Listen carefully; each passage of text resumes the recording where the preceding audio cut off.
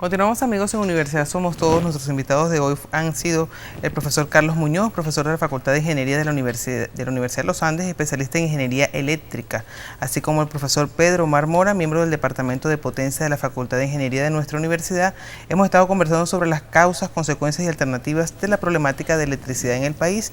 Y dejábamos, profesor, en el segmento anterior muchos temas por compartir en este último segmento que tienen que ver con facturación. Hemos conocido pues de varias personas que la facturación ha aumentado. Esa facturación se corresponde con el servicio que se presta actualmente. ¿Se está invirtiendo la facturación en mejorar el servicio eléctrico de nuestro país? Mire, una de las cosas que queríamos tocar es ver de qué manera podemos eliminar esa falsa premisa de que nosotros somos el país de más alto consumo en Latinoamérica. Yo creo que con las diapositivas que les voy a presentar a continuación podemos fácilmente determinar que ha sido una mentira mal llevada en estos últimos años. Los datos que tomamos son determinados del informe que presenta el Ministerio a la Asamblea Nacional. O sea, son datos oficiales. Pues bien, en ese gráfico, en esto que ustedes observan, vean que el total de usuarios a diciembre del Sistema Eléctrico Nacional del año 2012, que es el informe que tenemos en nuestras manos como oficial, era de 5.348.895 usuarios. Aparece en la torta, yo les tengo arriba 6.067.058 o algo así, 6 millones y tanto de usuarios, es decir, hay una dicotomía en lo que indica la parte teórica del informe con la torta, pero en fin. Y la no residencial el 12%, el residencial es el 83%. Veamos la siguiente gráfica. La energía eléctrica facturada por tipo de usuario para el año 2012, para la parte no residencial, 53.608 gigavatios hora, y para la parte residencial, 32.439 gigavatios hora. Eso corresponde al 37%. Vean qué es lo que hace entonces el gobierno cuando presenta la información. Pone un consumo medio anual de energía eléctrica, kilovatios por usuario, del año 2007 al 2012. En el 2012 usted va a observar 5.000 y tantos kilovatios hora usuario.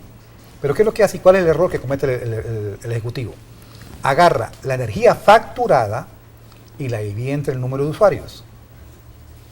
¿Qué hace el Banco Mundial? Que es el siguiente esquema. Bueno, el Banco Mundial, y después pasamos al anterior. El Banco Mundial habla de consumo de energía eléctrica per cápita, o sea, por persona. ¿Qué es lo que tenía que hacer el gobierno? Agarrar la energía facturada, sumarle la no facturada, que en nuestro caso es casi el 34%, es una de las más altas del mundo, de pérdidas que llamamos pérdidas no técnicas. Eso significa que vamos a ver números, lo que significa eso en números. El esquema entonces, ¿cómo pudiese ser? Y lo planteamos entonces en la diapositiva anterior.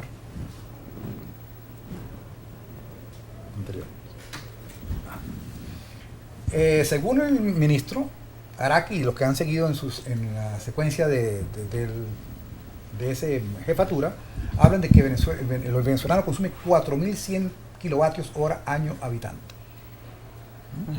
¿Qué debe ser lo real? Si yo agarro la población de Venezuela para el año 2012, que es de 29.954.782, tomado del CENTES, habitantes. Ok.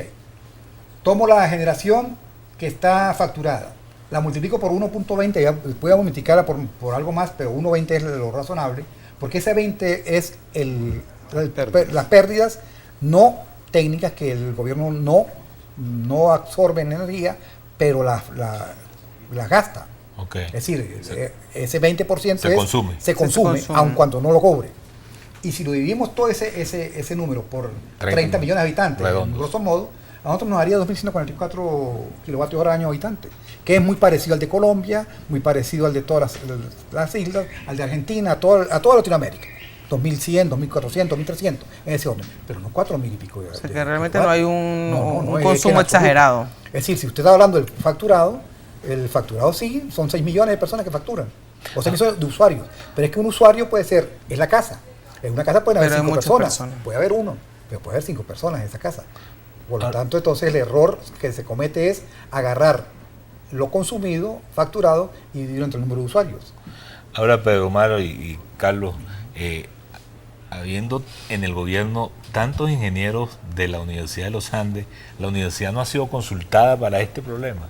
Es que se consultan, pero además nos llevan a dar charlas y todo, pero No. eso como, el problema es, yo creo que hay un miedo real entre exponer lo que siente el técnico cuando ve cosas absurdas como esta, porque piensan que entra en juego su cargo, que de repente si yo hablo un poquito fuerte al gobierno me pueden eliminar, en fin.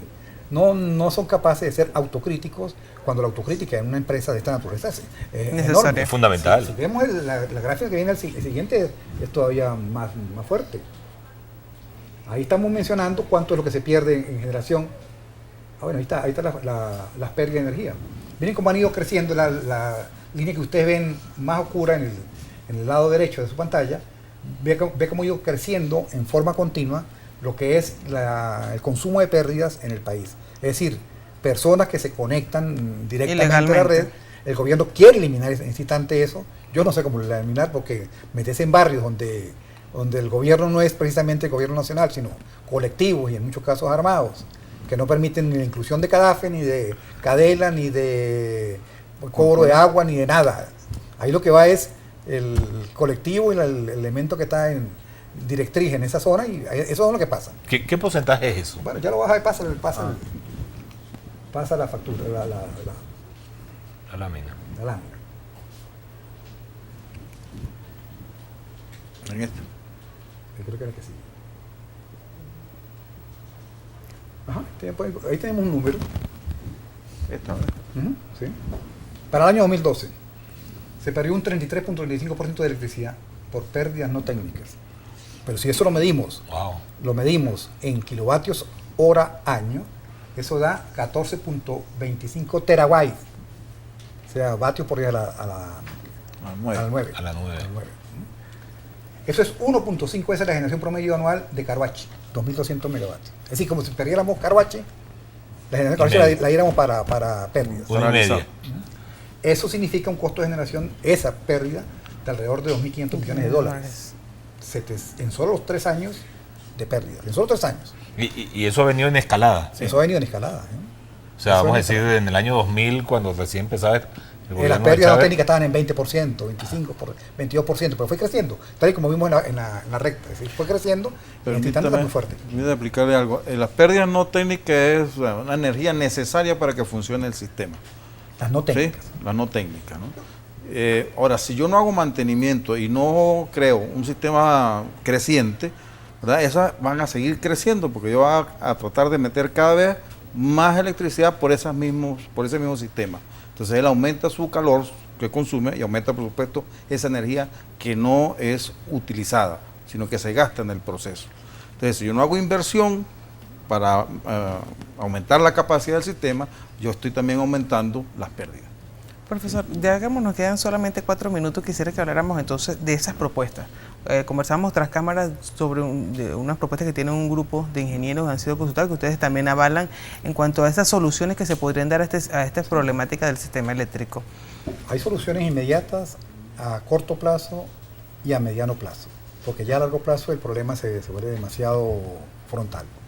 A corto plazo tenemos unos esquemas muy interesantes planteados por un grupo de ingenieros que hace vida en el país y ha estado preocupado en varios foros.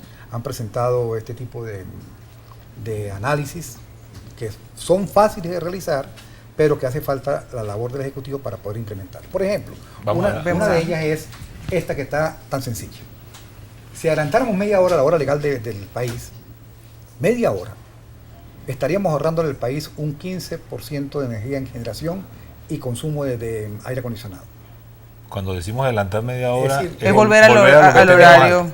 Porque si usted observa, a la hora nocturna nuestra, sobre todo en el occidente, se oscurece bien tarde. En el país, el resto del país, lo que es la zona llanera, oscurece más temprano, pero amanece mucho más temprano. Entonces, el movimiento de esa sola media hora de horario, de uso horario, haría que el país trasladara esos picos de consumo que se están colocando alrededor de las 7 a 8 de la noche, media hora atrás, donde hay todavía iluminación solar. Dejaríamos de utilizar iluminación normal, el aire acondicionado a esa hora pudiese bajar también algún porcentaje y conseguiríamos seguramente una reducción bastante sustancial cuando se hiciese ese elemento. Profesor, ¿qué más? Otro elemento que estamos planteando en esa zona es revisar las tarifas eléctricas. Nuestras tarifas eléctricas son las más bajas del mundo en este instante. Estamos pagando 0.03 céntimos de dólar por kilovatio de hora consumido. Es que tenemos una costumbre, la gasolina más barata, la Pero electricidad el más problema es que barata. si usted lo compara con el de Colombia, que está en 0.7 céntimos, o el de Argentina, que está de alrededor de 11 céntimos por Wow. kilovatio, o el de Brasil, que está alrededor de 9, 10 céntimos por kilovatio, entonces uno observa la diferencia abismal entre lo que es cobrar para reinvertir y lo que es cobrar sencillamente para alimentar una nómina que en este instante no cubre el porcentaje de lo que se recoge en este instante en Corpoelec, no cubre el 52% de la nómina. Es decir, ¿No? el país, No. el gobierno tiene que estar Inyectando subsidiando recursos. no solo los sueldos, sino todas las inversiones. Cuando en otros países, tanto el sueldo como las inversiones son potestad de las empresas, y por eso es que las empresas tratan de trabajar en una operación óptima para poder generar. Veamos otra propuesta Rápidamente, que ya nos quedan terminando. pocos minutos. Bien, mientras aparece, por ejemplo, implementar Tocoma y Fabricio Ojeda para el próximo año. Eso es importantísimo. Fabricio Ojeda, 2.160 megavatios, está prevista para el año 2016. Adelante ese programa. Ese proyecto. Ya, según ellos tenemos 80% de operación. Instalar y movilizar medidores. En el país hay más de 3.500.000 medidores que no están aferados. Es decir, usted puede estar pagando lo correcto o puede estar pagando lo incorrecto. Pero aparte de eso, la instalación de 3.500.000 medidores se hace necesaria para poder tomar Las las lecturas de esa zona. Claro, para poder...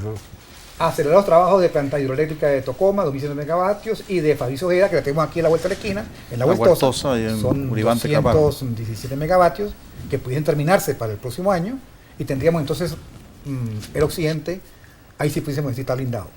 Como decía antiguamente el ministro, Caracas está blindada, aquí sí pudiésemos decir el occidente que haya blindado seguramente con esa operación y con la de don Luis Zambrano. Pero recordando siempre que todas esas medidas no son paliativas para el momento, pero si no hacemos una inversión como siempre se ha hecho en los estudios de electricidad o de construcciones eléctricas, siempre a futuro, no a futuro de 5 años, sino 20 o 30 A largo años, plazo. entonces esas inversiones tienen solución. Si no, vamos a seguir siempre bajo emergencia. Bueno, se nos hizo corto el tiempo, Carmen. Sí, muchísimas gracias a nuestros invitados de verdad por acompañarnos y bueno, esperamos que de una u otra forma este mensaje pues llegue a las autoridades para que se puedan tomar las medidas correspondientes. Muchísimas gracias por acompañarnos. Gracias. Y a usted, profesor Carrera, también por acompañarme en el día de hoy. Bueno, nos veremos la próxima semana. Y a ustedes también, amigos, gracias por acompañarnos. Será hasta una próxima oportunidad.